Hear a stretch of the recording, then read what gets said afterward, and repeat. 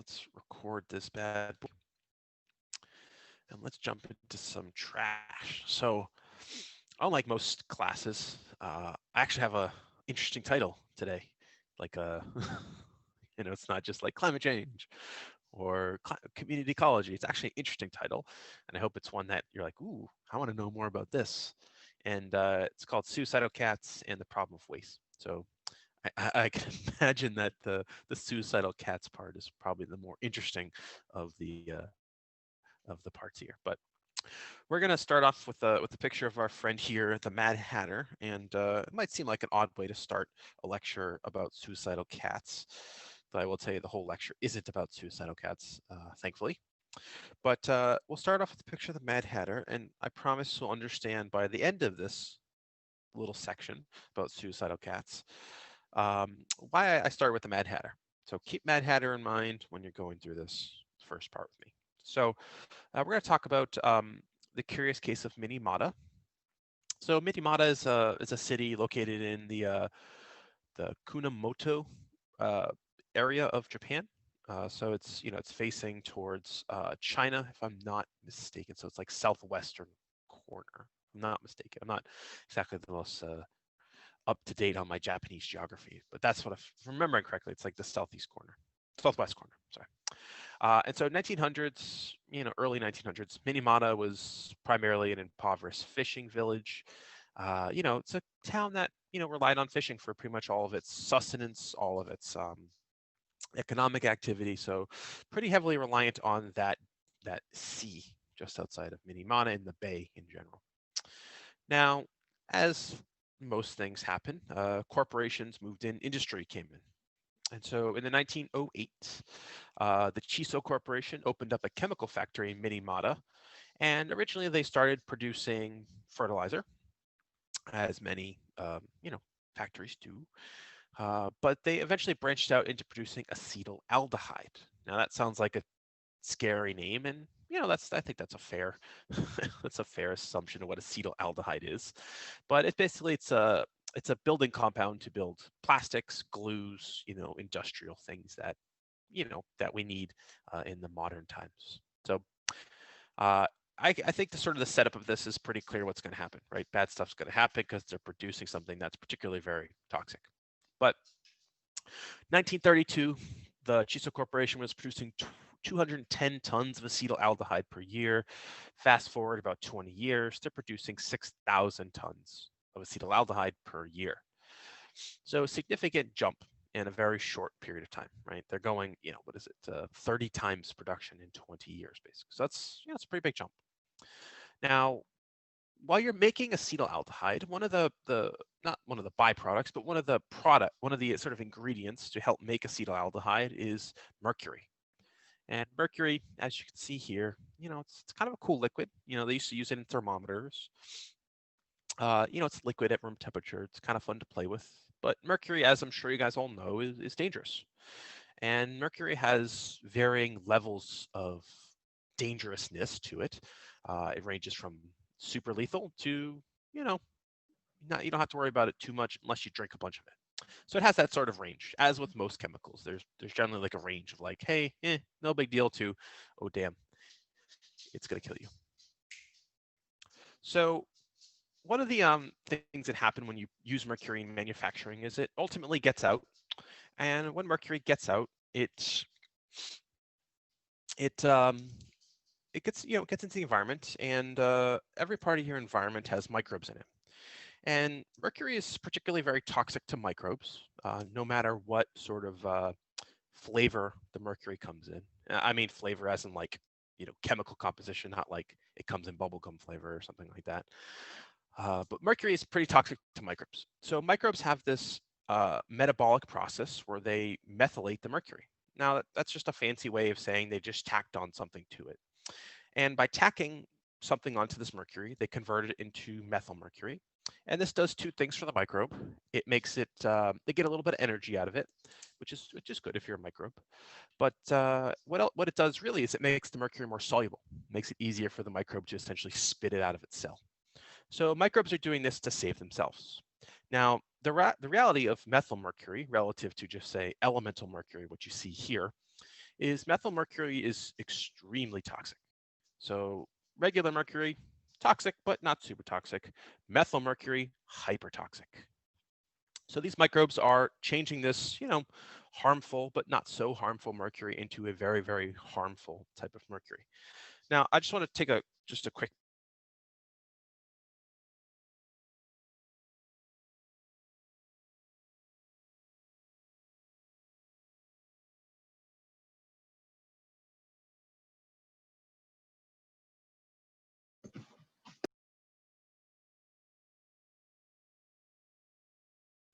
as thimerosal is a type of compound called ethyl mercury, and ethyl mercury is a great preservative, right? It's mercury is really toxic to microbes, but ethyl mercury, in terms of toxicity to humans, to anything else, is not particularly very toxic.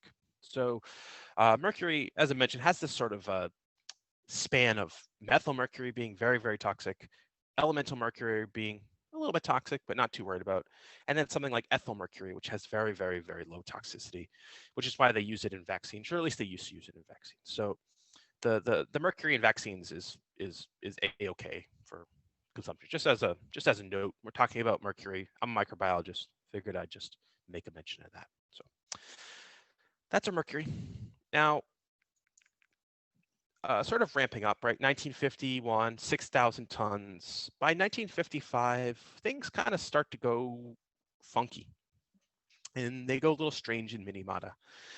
And it's strange as in like this cat being weird, strange, and fish being born with multiple heads, strange. And that's what they were starting to see. So the residents of Minamata were reporting seeing cats began committing suicide. And I laugh not because I take any joy of a cat killing themselves. I do like cats, but it's just kind of a weird thing to think about, right? You kind of think of suicide as like a human thing, but cats were actually committing suicide, and this includes like walking in front of cars and jumping off bridges and drowning themselves, like really strange ways of cat behavior. Cats generally aren't that stupid. Cats are pretty smart. So, uh, but in addition to the funky things the cats were doing, they were seeing a pretty heavy disappearance of dogs. They were seeing birds in flocks completely fall from the sky. And they were finding massive fish gills, and fish were being pulled with multiple heads and multiple fins and holes in them and all sorts of weird, funky um, deformity. So kind of weird stuff, right? Like almost kind of like like the beginning of like a sci-fi movie sort of, scenario here. But that's just the beginning. So the little things it started to catch up to the little things. Now, in about a year later, in April, a 5-year-old girl was examined at the Chiso Factory Hospital in Minamata, and she was suffering from some pretty perplexing symptoms. So she had difficulty walking, speaking, she was having convulsions, and the doctors had no idea what the heck was going on with her. Uh, as that year sort of progressed, so as 1956 progressed, 8 other girls were found to have experiencing similar problems. And originally the doctors were like, wow, this must be some sort of pathogen. They had no idea what it was, so they thought it was a pathogen. Other people are getting it, thus we need to isolate these individuals. And by October of 1956, so, just, what is it, 6 months later, 40 patients have been found that had this, what we would term as Minamata disease, and 14 of those patients had died. So kind of this weird thing, right? We go from suicidal cats and dogs behaving weirdly and birds falling from the sky to people getting sick, and we're thinking of it as something potentially that was at the time contagious because they had no idea. Now, I could ask you the question, what was happening? But I think you guys already know. Modern times we know pollution from factories is bad. Now, that wasn't really common knowledge back then. But ultimately, what's happening in Minamata here is industrial waste from the Chiso factory that was filled with mercury was dumped into the adjacent bay. Now, once it went into the bay, the microbes turned it into methyl mercury. And once it became methyl mercury, it becomes much more dangerous, much more soluble, much easier to be picked up by life. And so once it started getting picked up by life as methyl mercury, it would start to bioaccumulate. And it was being found in large quantities in fish, shellfish, as well as toxic sludge and the sort of the sediments at the bottom of the bay. So mercury is building up and it's bioaccumulating. And so that's what's going on, right? We have this source, this essentially this disease, which they term Minamata disease, which we're gonna just call methyl mercury poisoning, because that's what it is, right? It wasn't disease, it was just pollution from factories killing people and killing, unfortunately, little kitties and dogs as well. So when they started to take hair samples from the Minamata residents, they found that the maximum level of mercury in the hair samples was 705 parts per million, which, if you looked at people that were not living in Minamata, their concentrations of mercury in their hair was about 4 parts per million. Now, to put that in perspective, for those of us that live, near a city, the average mercury concentration in our hair is around 10 parts per million. So those in Minamata had 70 times the level of exposure that your average everyday human has, at least in modern times. So pretty dangerous. And methylmercury poisoning is it's an interesting poisoning. It has pretty consistent symptoms: muscle weakness, damage to hearing, vision, and speech, crippling hands and feet, paralysis, coma, and eventually death. And I'd like to just make mention of this. The vast majority of like heavy metal poisoning, so like lead or cadmium or zinc or any of the metals that you get poisoned with, have a very similar set of symptoms. They like to latch onto your neurons, these metals, including mercury, and causes all sorts of, as you can see, neurological issues. And you can sort of see sad pictures of this that people are doing, happening to people. And I'm just going to sort of go away from that because it's kind of a I don't enjoy looking at those pictures, and I'm sure you guys don't enjoy looking at those pictures either. But when all was said and done, we had 3,000 cases of Minamata disease in Japan with 1,800 confirmed deaths. So you're talking almost 66% fatality rate of methylmercury poisoning. So really kind of high, right? It's pretty deadly, right? So skipping the scary pictures. Now, as a result of Minamata and multiple other sort of incidences around Japan, Japan enacted the Water Pollution Control Act, or the Water Pollution Control Law, I should say. And this is also about the time the rest of the world kind of got their acts together. So the EPA came to be in the 70s. Europe's what the heck is it called? Europe's like pollution agency came online at this time too. So the world kind of figured out like, hey, dumping toxic stuff into the environment is bad for people. Which, again, nowadays we go, come on, guys, you should have known that. But again, knowledge back then is definitely not knowledge now, right? But ultimately, the law that they passed enforced control of discharge in all bodies of water in Japan in relationship to toxic substances. And they ultimately decided to restore Minamata Bay. So what they were doing is dredging the bay, pulling the sediments out, and basically removing the mercury from the sediments. The mercury just kind of hangs around. That's one of the issues with mercury and many heavy metals in the environment. They just kind of hang around. They don't really do anything. They just kind of are mostly biologically inert. It's not like a PCB like in the plastics we were talking about where microbes could potentially break them down. These just kind of hang around. So you have to get rid of the soil to actually physically treat it. And eventually, over time, they reduce methylmercury concentrations to about 4.6 parts per million. So effective, but a really bad way to have to learn this lesson, right? 2,000 people dying is a really bad way to learn a lesson. But we could take some, even though this is a 70-year-old story, we can take some lessons from this. And what we're seeing is mercury in wastewater is what we call a point source of pollution of hazardous waste. Now, I want to just talk about point sources for a second. So point sources are when we know exactly where it's coming from. So it's coming directly from this factory. It's coming directly from this building, right? That's what we mean by point source pollution. But something that's not a point source pollution, it's just pollution. It could be from essentially anywhere, right? It could be, you have, say, a pollutant in the Charles River in Boston, and there's multiple potential sources along there. That's what we mean by sort of a non-point source of pollution. So, but our Minamata case here is a point source of pollution. and it is an example of hazardous waste. So we're going to talk about two types of waste today. We're going to talk about hazardous waste, and then we're going to talk about solid waste. And so solid waste sort of encompasses hazardous waste, but hazardous waste is a specific little subset of solid waste. So we're going to talk about hazardous waste first, and then we're going to talk about the bulk category of solid waste. And so when we define hazardous waste, it's any waste that poses a threat to human health or the environment because it's poisonous, dangerously chemically reactive, corrosive, or flammable. And so it's a pretty broad classification of things, but they include typical things such as industrial solvents, medical waste, car batteries, ashes or sludges from incinerators and coal burning plants. And it also includes radioactive waste from nuclear power plants, also technically like nuclear contaminated soil as well. So it's it's sort of a broad definition, but basically think of anything that's bad for you or bad for the environment, that's a hazardous waste. Now, when we think about the sources of hazardous waste, 80 to 90% come from developed countries such as the United States, China, the EU, Japan, things like that, with a small proportion coming from less developed countries such as those in Africa and South and Central America. So in terms of overall production, the United States does produce the highest volume of hazardous waste in the world. And just an example of why it's not always the best to be number one in many categories, obviously.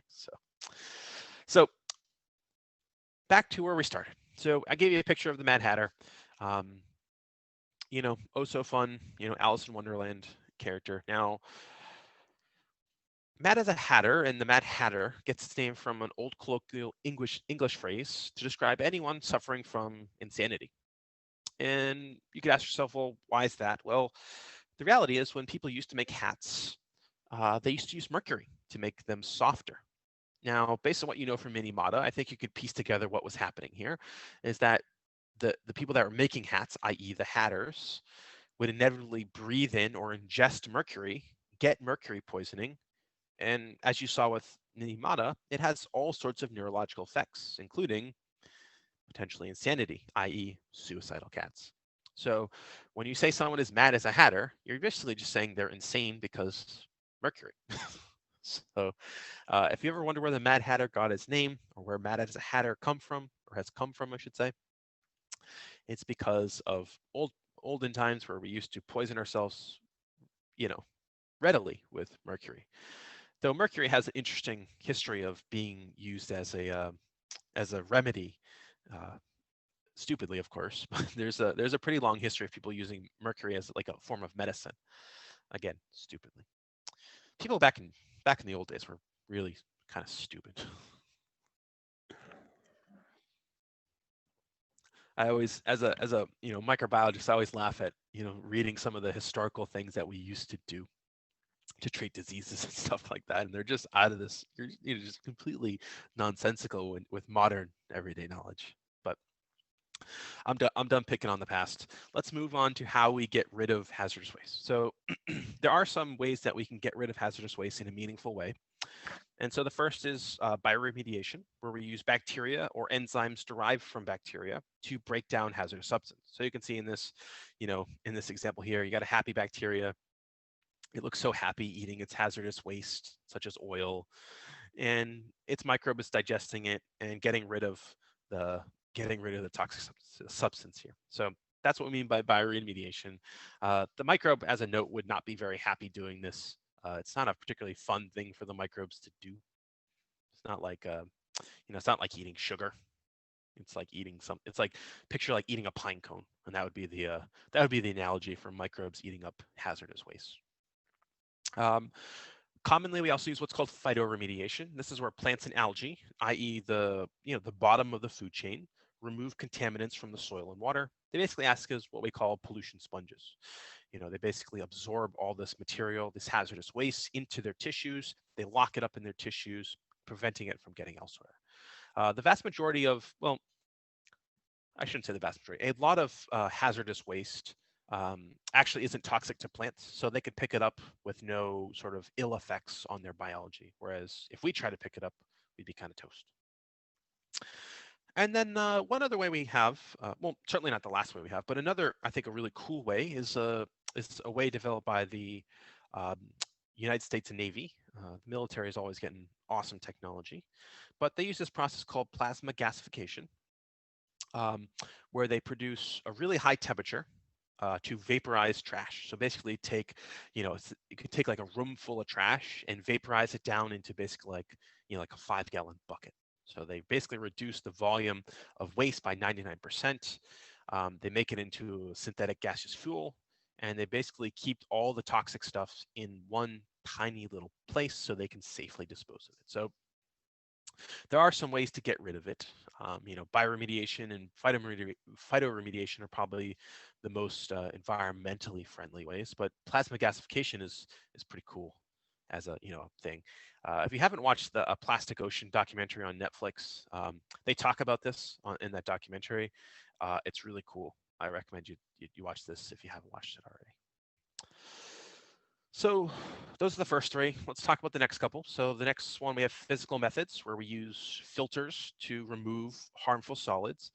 We distill liquids to get rid of them from water, or we encapsulate and store the deadly waste safely. So we can physically keep hazardous waste from getting away. This way we're not really detoxifying in the sense, but we're sort of keeping it away from nature.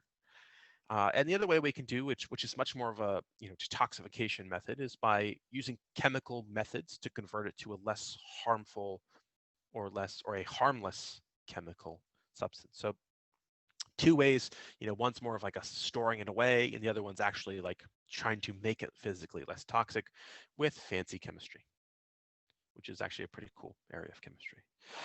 But the most common thing we do with hazardous waste is we just bury it. I remember like when I was making this lecture last year, and I was like, I'm reading through this stuff, and I'm like, of course, this is the most common way we do stuff, and the easiest explanation for this is it's just dirt cheap. It is really, really cheap to just bury dangerous stuff in the soil and forget about it, out of sight, out of mind. Um, and it's really kind of effective for getting rid of it. But as you'll see in a second, it's not the safest and most reliable way to store uh, hazardous waste. And so it's not a perfect method. So we could think of an example here. So we have this, fictional town. It's probably Pennsylvania because it's got farming and coal mining. So it's probably Pennsylvania or maybe West Virginia. It's a place that does both. And what they commonly do in this sort of scenario is they take hazardous waste and they have these hazardous waste injection wells. Now, the idea is you pump your hazardous waste underground into a potentially empty space or directly into the soil, and you're trying to do it while not hitting an aquifer. Now, aquifers are just underground, you know, you know, areas of water, or in this case, it's flows of water. So there is water flowing underground. I'm sure you guys have heard of that at some point. Like if you get well water, you pump it up from aquifers. So like I have well water, so I pump my water from an aquifer underneath my house. But aquifers, they're like underground rivers in a sense. Now, the whole point of hazardous waste injections is to pump them deep underground, but not into aquifers. Now, I hope you guys know better that no process is perfect, and a lot of hazardous waste that is pumped supposedly safely into the ground does make it back into aquifers.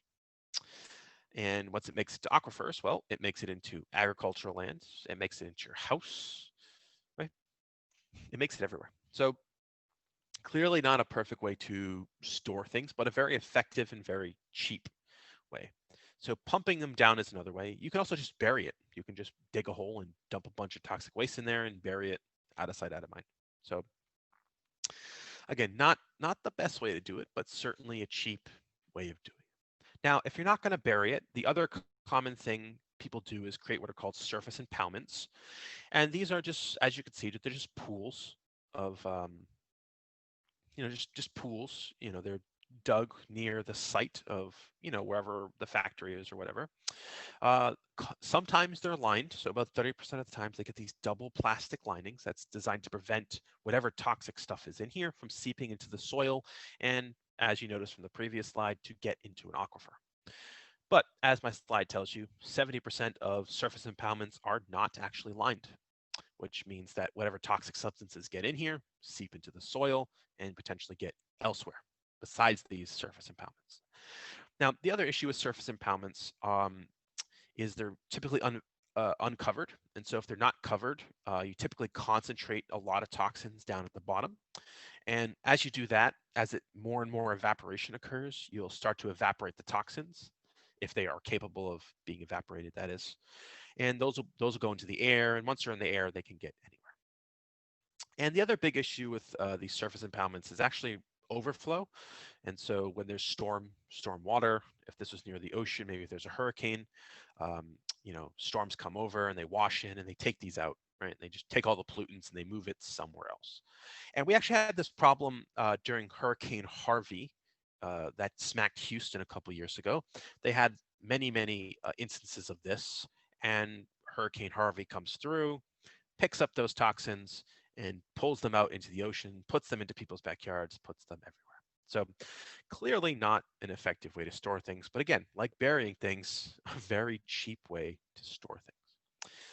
And one of the other sort of really effective ways is storage vaults. So you cap your hazardous waste in drums and you bury it, or you put it in a vault and you monitor it over time. And this is what we do with some of our waste, some of the most toxic things out there, including radioactive waste. But as you can imagine, well, that's really sturdy and designed to store a really toxic substance over a long period of time, such as nuclear waste. It's expensive. So this is a really expensive way of doing things, and it's effective, but again, very expensive. And so again, the two common things: cheap as heck and really cheap as heck to do. So clearly, when we're talking about how we handle hazardous waste, it's all about dollar signs, right? As with most things are that we've talked about in this class.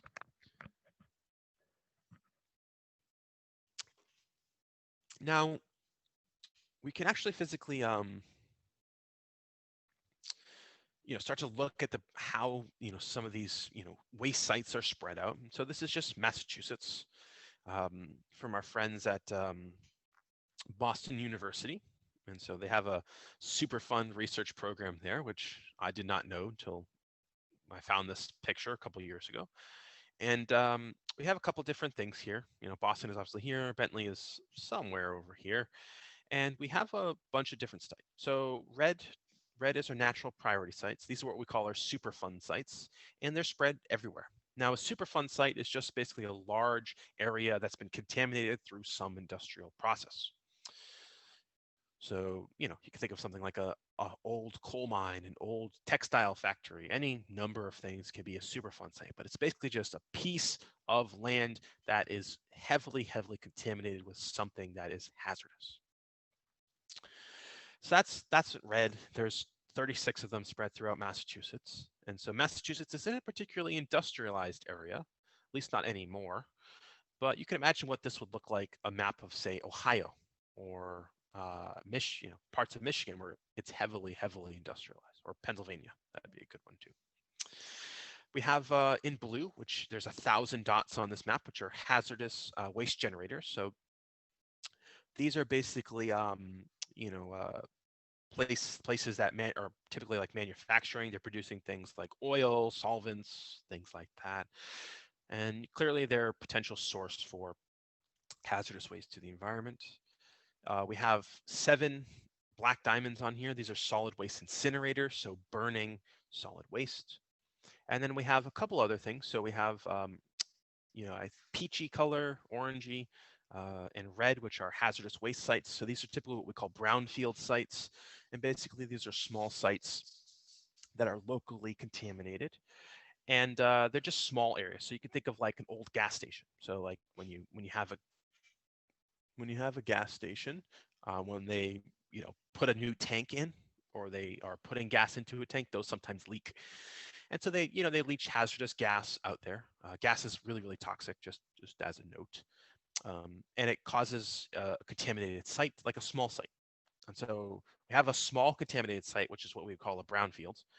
And then we have these red ones, which are our Superfund sites, which are huge areas. You're talking acres and acres of very, very heavily contaminated sites. So you have this difference between the two of them. Actually, my colleague, Dr. Stoner, actually, her father has worked for years on brownfields and Superfund sites to clean them up and do things like that. So just as like a, hey, some people, you can make a career out of the business of cleaning up sites and all that fun stuff as well. And then finally, green and yellow, not the most, I guess, not the most colorblind friendly of slides, but partially capped or capped landfills. So places we store our garbage. And you notice that pretty much every place has one landfill, either capped or uncapped, because we have to, right? Even if you're in the town of, Orange, Massachusetts, all the way up here, right? Even though you got like 10,000 people, you still got to store your waste somewhere. So Massachusetts is clearly a state that has a lot of waste, right? We got, about 5 million people or so, but we still got a lot of waste.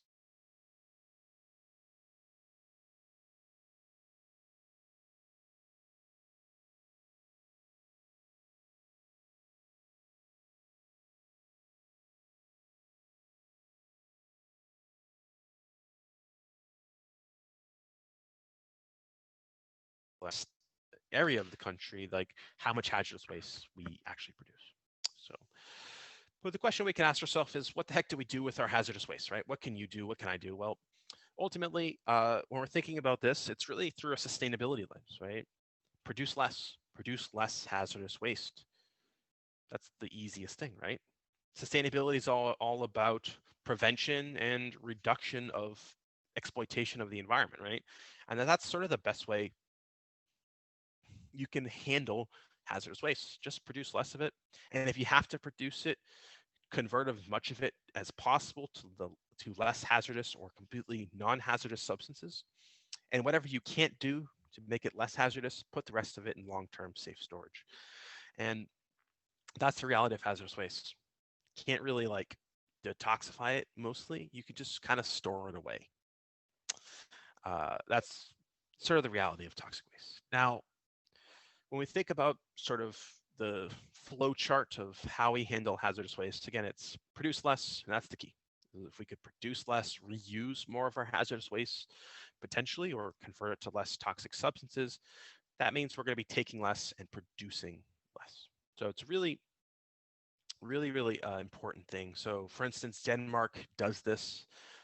They waste less, reducing production. And so 33% of hazardous waste produced in the EU are then sold as raw materials for other industries. So again, if you're selling them to another industry, it means it's not getting into the environment. Whereas in contrast, the United States has about 10% where we do that. So that's definitely sort of the way we should be thinking about handling our waste in some way, shape, or form. So that's hazardous waste. Let's talk about solid waste. And this is waste that you guys will be much more familiar with, right? You guys aren't really thinking about hazardous waste when you drink a bottle of soda or something like. You're thinking about solid waste, the stuff that you guys know you generate. You don't love it, but you definitely generate and you definitely know about it. So solid waste, even though it says it's like solid waste is anything that's discarded or abandoned materials. It can be liquids, solids, semi-solids, or containerized gaseous material. So it's not really solid waste. It's basically just any kind of waste. Now, solid waste does encapsulate hazardous waste as well.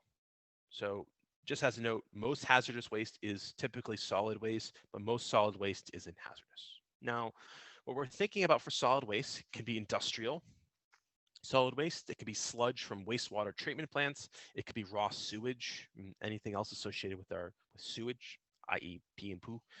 Or it could be what we call municipal solid waste, or MSW, which is garbage such as cardboard, food waste, cans, yard waste, e-waste, etc.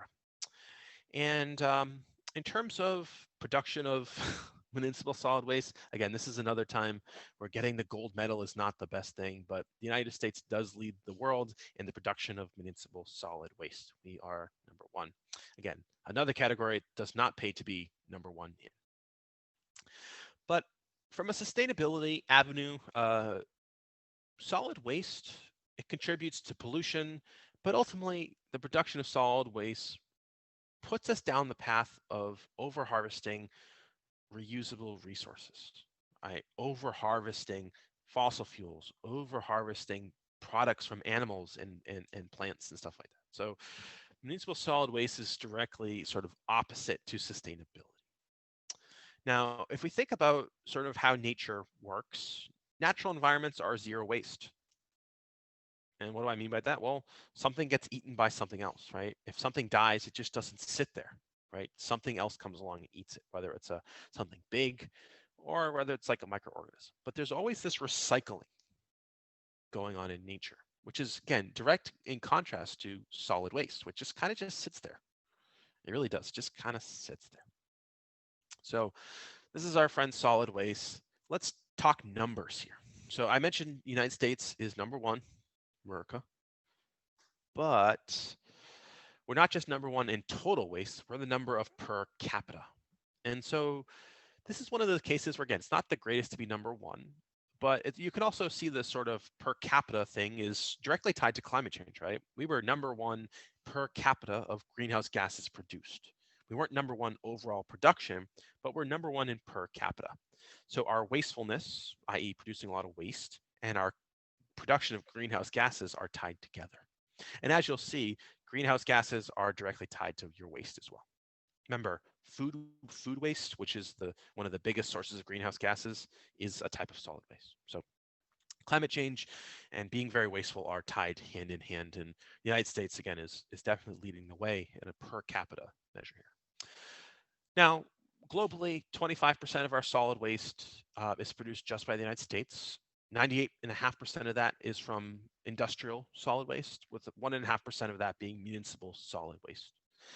And you can start to put numbers down, and you can look at something absurd, such as like, if you took all the K-cups sold in 2013, they would wrap around the Earth 10.5 times, right? But it is staggering numbers, right? You can look at non-returnable plastic bottles will bring you to the moon and back 6 times. There's 100 billion plastic bags, which should bring you to the moon and back 40 times, right? Or you could be helpful to the current president and build a giant wall of office paper that's 11 foot tall from New York to San Francisco, right? So you're talking about staggering amounts of waste. It really is, right? I mean, think about how big an 11-foot wall is from New York to San Francisco of just office paper. Now remember, office paper is paper, but it's also got plastic in it. So that's not just a paper wall, it's also a partially plastic wall.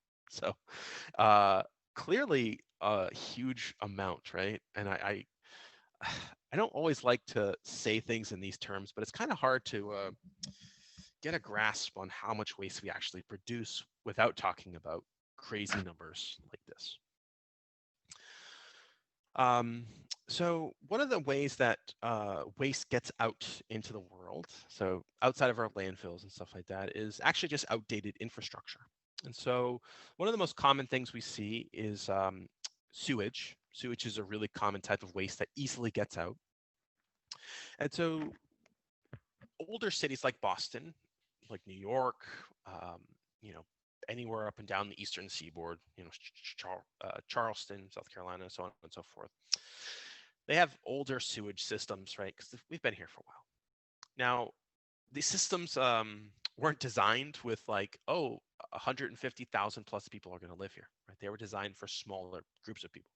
So they're not designed to handle the volume by which we produce for sewage, which is kind of gross to think about, but I'll digress.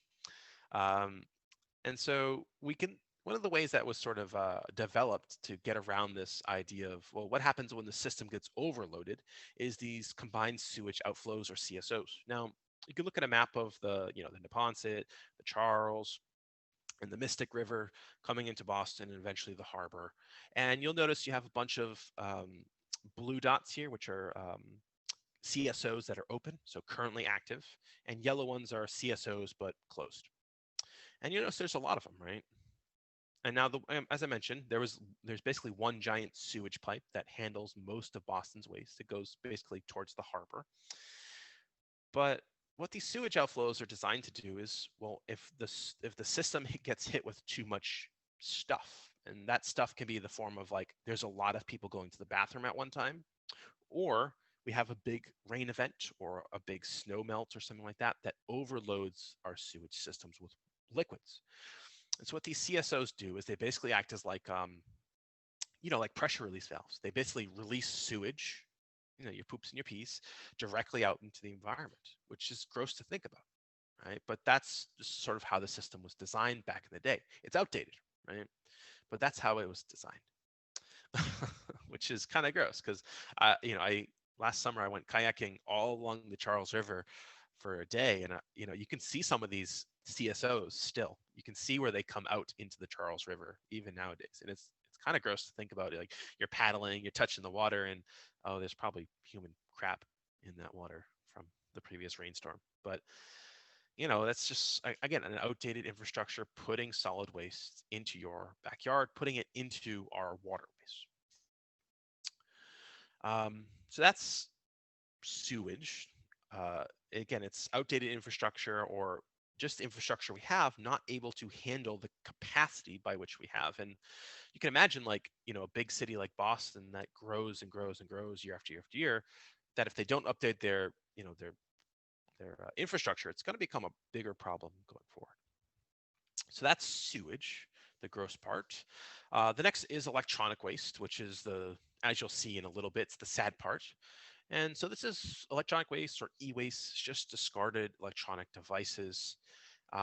E-waste is probably the least recycled or the least handled of all waste out there. Only about 14% of e-waste is recycled. And we don't really do it in Europe or in the United States. We basically ship it to other countries where the labor to strip electronic waste is cheap. And the way we handle electronic waste typically is we scrap it for parts. So we take out all the precious metals and reusable parts, and then we typically burn the rest. And that's whatever's not burned gets buried or discarded in some way, shape, or form. And so that's typically how we handle our waste, right? We ship it to a country that has, labor that's paid underneath their market value, and they take care of it. Now, that's only a small proportion of the e-waste that is generated. In terms of dealing with e-waste, there have been some groups of countries that have decided to tackle the e-waste problem. So the EU and Japan, they actually force companies that manufacture electronics to take back their waste, their e-waste, to repair it, remanufacture it, or recycle it. So it's a pretty good, it's a pretty good system there. It's probably not perfect, but it does reduce e-waste in some way, shape, or form. They do ban it from landfills as well as generators, and they do have a recycling tax tacked on to electronics. So again, EU and Japan are taking initiative. The United States, we don't really do much. We just don't really handle our e-waste. Sometimes we pick it out, sometimes we don't, but most of it just kind of sits there. So that's e-waste. Now, what do we do with the rest of our solid waste? And it comes back to the easy way, which is just burying it, right? And so we can do two things with our waste when we're talking about, storing it in a location. We can devise what's called a sanitary waste landfill, where the wastes are spread in thin layers, as you can see here by these, giant construction vehicles. And then they cover them by clay or dirt or a plastic foam daily. And this is designed to keep the waste dry, reduce leakages of contaminated liquids, lowering the fire risk, reducing odors, and decreasing accessibility. Decreasing accessibility to rodents. And so that's, again, a burial thing. It's cheap, right? Burying stuff is cheap, as we've discussed. Now, I just want to make one note here. You might go, oh, why are landfills catching on fire? So if you sort of remember back to our climate change class, right? A lot of methane comes off landfills, and methane is flammable. So as methane is produced in pockets in landfills as it builds up and up and up. If a spark occurs, you can set an entire landfill on fire just because of the methane present. So just as you know. Now, this is sanitary landfills. This is typically what we do here in the United States. We just, out of sight, out of mind. And this is what this, again, sort of looks like. We have garbage covered in clay or sand with topsoil, and then we have soil on top of it. So this is what a full landfill would look like. And you can actually harvest the gas from landfills to, use it to make electricity as well. And they have this whole sort of system of pipes to allow things to leach out eventually because, it's going to build up over time and you kind of can't let it not leach out. But, we have sort of this system, and that's sanitary landfills. But when we step outside of the United States, we see these open dumps. And every time I look at these pictures, I look at them and go, this just looks like something out of a dystopian future. Like if you guys have ever seen the movie District 9, like this looks like District 9, right? This horrible sort of situation where you have people picking, as part of their livelihood, picking scraps out of garbage to sell and to burn and all this stuff. And it looks kind of like a hellscape, like this dystopian future of where things have gone wrong. But open dumps are really common in places like Africa and Southeast Asia. So they are pretty common, and all they are just fields or pits of garbage, and that's it. We have these very sparingly here in the United States and in Europe, but again, they're pretty rampant in lower economic areas of the world. And you can imagine there's all sorts of social issues surrounding this, right? These poor people are picking trash for their livelihood, so there's that social issue. But you can imagine an open pit of garbage is probably dangerous for health, and you'd be exactly right because mice will get in here, and where mice are, they bring disease. It's just what they do, and it's just environmentally a mess, right? You can imagine a big rainstorm comes here, and all the dangerous stuff that's in here is going to make it out into the environment. So again, a dystopian look, but again, really common ways of handling solid waste. If you guys watch a plastic ocean, you'll see one of these in action. It's really sad. There's like kids picking through it, and it's just really sad. So, all right.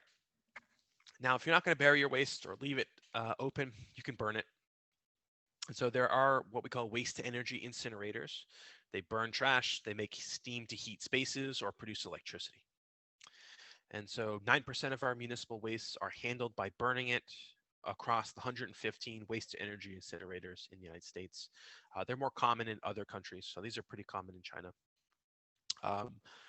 And the reality is these aren't clearly, you're burning trash, so you're producing, dangerous chemicals in the air, but you're also producing greenhouse gases. But in terms of, pollution, burning something does produce and emit less pollutants than a landfill. So that's kind of good.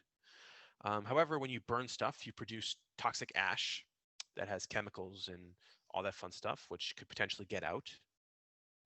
And it also commits to climate change, contributes to climate change, as I mentioned. But one of the things that this does is it does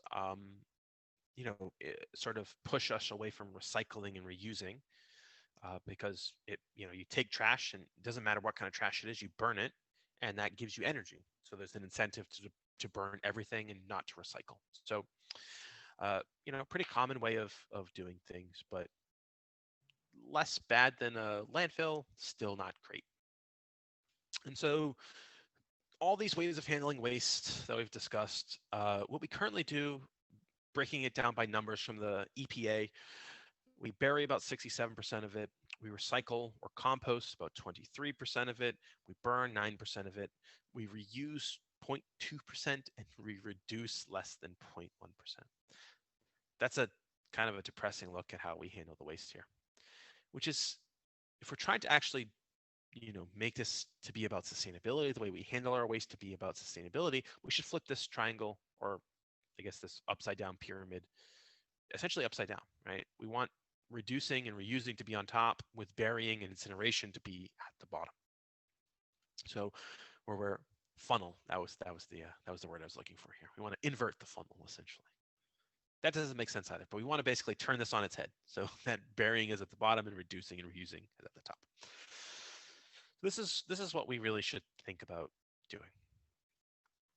And if you have a few minutes, this article from NPR in 2019 about this aspect of recycling.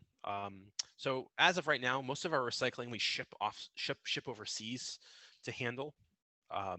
And this is a great article about the sort of the economics behind the United States recycling industry as China sort of pushes us away from that sort of aspect. Not like trade war or anything like that, but like just as like their practices are sort of pushing the United States away from recycling their own thing. So a great sort of look at national sword recycling and the United States cycling sort of recycling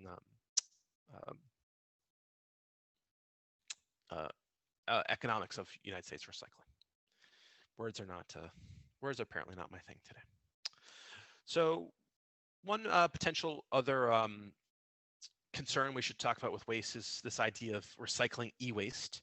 And so recycling e-waste is a really sad thing to talk about because e-waste is actually commonly sold illegally to countries that are developing. So you see Africa and parts of Southeast Asia principally, and they sell them to those areas because it's cheap labor, and most cheap labor is usually child labor, which is clearly not good. We haven't had child labor here in the United States for a while, clearly for the better. But places that process e-waste for us, it's child labor, which again is pretty sad. And so those that do process e-waste in these countries, you can imagine if they have child labor, there's no real meaningful safety regulations going on. So they process these e-waste in places where there's no gloves, masks, room ventilation, and tons of exposure to toxic chemicals by smashing TV tubes, releasing lead dust, burning wires, being exposed to copper, getting just exposed to all this really nasty stuff in e-waste. And just to put this in perspective, 82% of children less than 6 suffer from lead poisoning in Guia. I think that's how you pronounce that. And that's a lot, right? 82% of children suffer from lead poisoning. Can you imagine if 82% of children here in the United States suffered from lead poisoning? How sort of up in arms we would be. At least I'd hope we would be about that. And so processing your e-waste is really bad. And should have given you some food for thought about how you handle your e-waste going forward, because waste just doesn't have environmental issues. There's these socio economic issues as well. Now, in the United States, just to sort of keep talking about e-waste, we produce 50% of the world's e-waste. We recycle only 14% of them. I like to think that I don't really contribute to this e-waste very often, but I'm sure I do. But as a result of us only recycling a small proportion of our e-waste, there has been a starting of an e-waste recycling industry. So taking a problem, monetizing it to start a brand new industry, which is good. So there is that developing here in the United States. There are some states, 13 to be precise, that require manufacturers to responsibly recycle their own electronic products. So you should be able to send them back to, not in Massachusetts, but in other states, you can send them back to the manufacturer and they will recycle them for you, which is good. And there has been a renewed call for the United States government to make manufacturers responsible for taking back and recycling e-waste. But I don't particularly see that happening for a long time, just because of how deeply tied corporate interests are in the running of our governments, unfortunately, or our government, I should say. So that's sort of the state of recycling e-waste in this country. Not great, but as with all problems, so as we saw with the ocean plastic problem and people making jewelry and other things out of oceanic plastic, there are always economic opportunities here. And there's this huge sort of movement of upcycling and reclaiming wood to make new things. So taking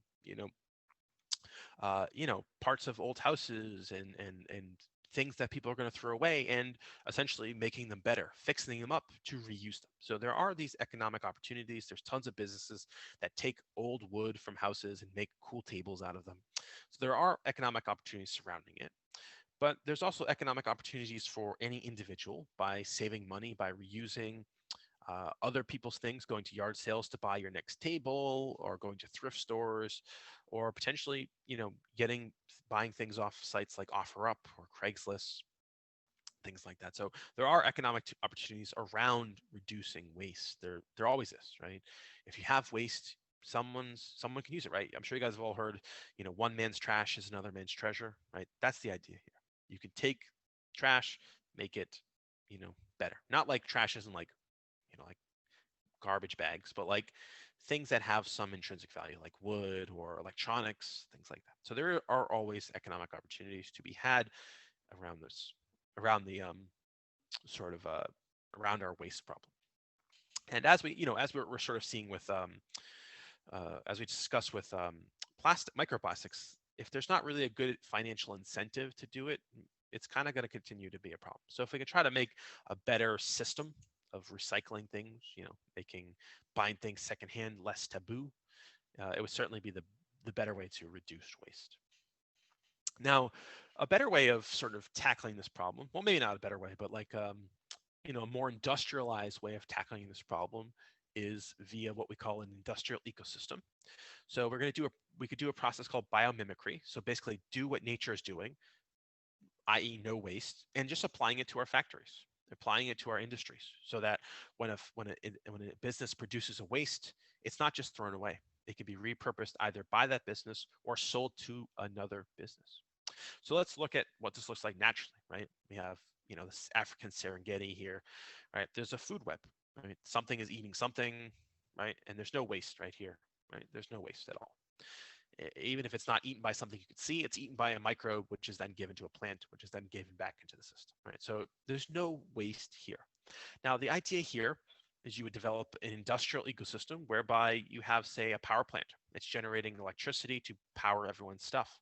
But there's a lot of waste products produced making power, including waste heat, which can be repurposed by any number of different avenues, whether it's oil refinery, greenhouses, or pharmaceuticals. Um, you can also think about other like solid waste, like ash, or in this case, they have calcium. Um, Taking that and selling it to a cement manufacturer or a wallboard factory, right? Taking your waste products, which could be useful to someone else, and instead of just throwing them in the garbage, which is, not, it's definitely the cheapest way to do things, but you're certainly throwing money away, right? If you're going to always produce waste heat, you might as well sell it to someone, right?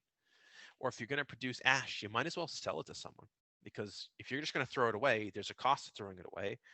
But instead of, getting out of that cost by throwing it away, you can make a little bit of profit by selling it to someone.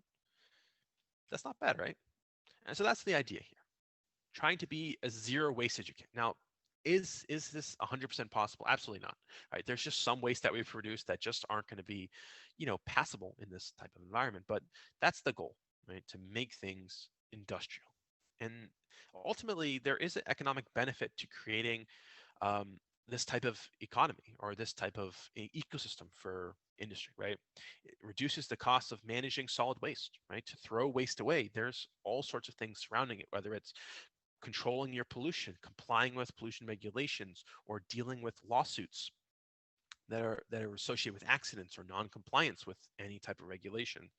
It also improves the health and safety of your workers. By doing that, your workers are less likely to miss work, less likely to sue you, less likely to tax the healthcare you're providing, right? And I think the other thing is it definitely encourages innovation, right? Many of our problems are going to be solved not just by old issues, old ways, um, but they're going to be solved by innovating and finding substitutes for resource intensive products, or finding substitutes that are less toxic. And that's going to be sort of the name of the game, trying to improve the way we handle our waste is just by trying to find better overall substitutes. And we could just sort of, to wrap this up, we'll look at just sort of two examples of an industrial ecosystem. So this one is the integrated food production at the Eco Park in Burlington, Vermont. And this is a farm sort of a farm built around a brewery, chickens, and straw. And so they have this sort of multi-system where they're taking resources from the sun and water and stuff like that. They're growing chickens, they're making beer, and then they're using waste products, um, whether it's from chickens or the brewery, to say grow mushrooms, or using it to using their wastewater to grow, use it for aquaculture, and then they're basically using everything to that's wasteful to produce other stuff. So the idea is, farms are definitely a wasteful industry. They're not perfect, but they're definitely very connected in the sense that if I produce straw, well, I could potentially compost that extra straw and then use it to grow mushrooms or use it to grow any other thing. So there is potential at the food level to do this. And you can also think of an ecosystem where here in Denmark, I'm not even going to try to pronounce that. Danish words are very hard to pronounce, but they have a power station surrounded by a bunch of different things, whether it's greenhouses, a refinery, an acid plant, neighborhood farms, right? And this idea is that nothing they produced, nothing they produce is ultimately wasted. And so that's the idea behind an industrial ecosystem. And I think it's a great idea. The question would be, can you get it adopted? And I think, if you remember back from our, early in the semester where I had you guys watch a TED talk of Ray Anderson, right? The carpet guy who basically completely transformed his supply chain to be exactly like this. It's possible, right? It's possible to do, but it requires people to actually do it, right? And it requires like essentially almost like the destigmatization of doing it, right? Because there's this belief that if you control pollution, and there's this belief if you control waste that it's going to cost a lot of money. But the reality is that's actually not quite true. Right? It's not quite true. So it's like, it's almost like addressing climate change, right? People say climate change is too expensive to address, but it really isn't. It really isn't. And addressing our waste problem is definitely not too expensive. And there definitely are many economic opportunities to be gained from addressing pollution. So just to sort of summarize what we learned today, priorities for solid waste include minimizing production, reducing, reusing, and recycling as much as we physically can, and then safely burying and burning what's left. For hazardous waste, we want to minimize production, reuse, and recycle as much as possible, and try to convert as much as we can into less hazardous material and safely store what's left. And that's sort of the reality, right?